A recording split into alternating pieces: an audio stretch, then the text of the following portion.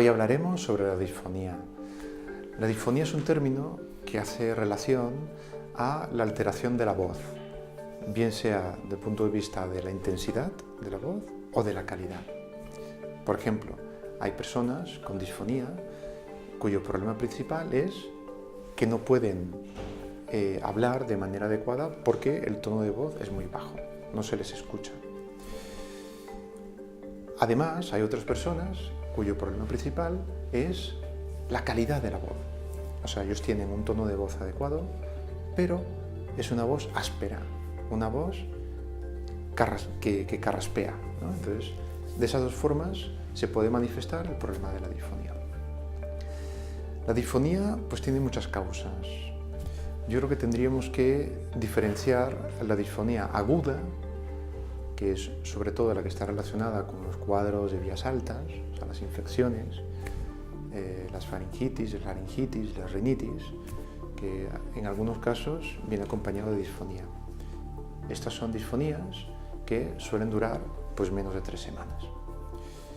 En este caso es interesante que la persona acuda a su médico, el médico le indicará pues tratamiento específico y esperar unas semanas, hasta 3 semanas, hasta que pase el cuadro.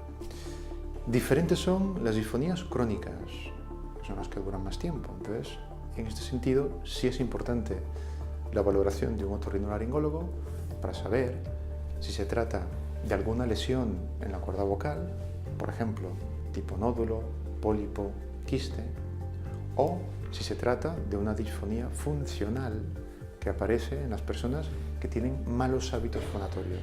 Son personas que fuerzan mucho la garganta. Para cuidar la voz es importante pues, seguir unos consejos que son básicamente de sentido común.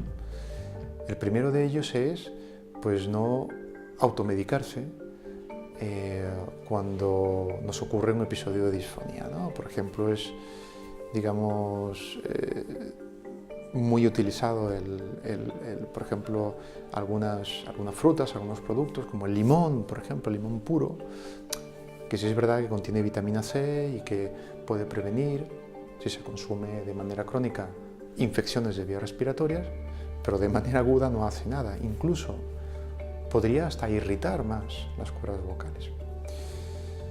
En este sentido es interesante que se mantengan y se sigan las pautas que les da su médico de cabecera, su médico de familia, y esperar a que se pase la disfonía. Otra cosa que sería interesante tener en cuenta es no forzar la voz. Tenemos tendencia a elevar el tono de voz, sobre todo cuando hay ruido de fondo. Esto a largo plazo pues, puede perjudicar las cuerdas vocales, incluso puede ser la causa de aparición de lesiones en las cuerdas vocales. Otra cosa fundamental que está muy presente en nuestro medio es el alcohol y el tabaco, sobre todo el tabaco.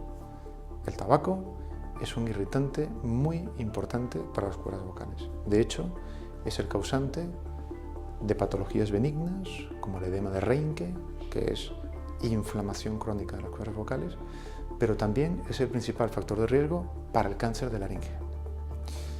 El alcohol también es un factor que influye negativamente sobre las cuerdas vocales, con lo cual, pues bueno, un consumo esporádico, intermitente, no va a afectar a las cuerdas vocales, pero un consumo diario y sobre todo en grandes cantidades, pues sí que afecta. En ese sentido, es interesante pues, intentar evitar estas sustancias. Y luego, pues cosas de sentido común. Cubrirse bien el cuello cuando hay cambios de temperatura, e intentar evitar las cosas extremadamente frías o extremadamente calientes. Y básicamente es lo que tendríamos que tomar en cuenta.